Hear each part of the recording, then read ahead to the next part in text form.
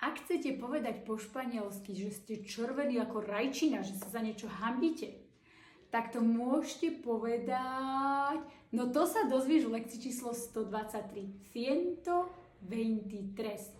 No a v tejto lekcii si rozoberieme aj sloveso ponerse, pretože je potrebné na túto expresión novú, ale viete, že sloveso ponerse používame v španielskom jazyku, že veľmi veľa.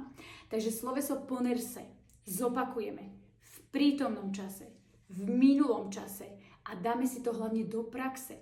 Lebo je krásne, keď vy sa naučíte nejakú expresión, ale čo ju poviete v základnom tvare, takže my si ju pekne ukážeme v tých príkladoch, aby sme to vedeli povedať, že on sa červená, alebo rozpráva pred ostatnými, alebo ona sa červená, alebo povedala nejaké klamstvo.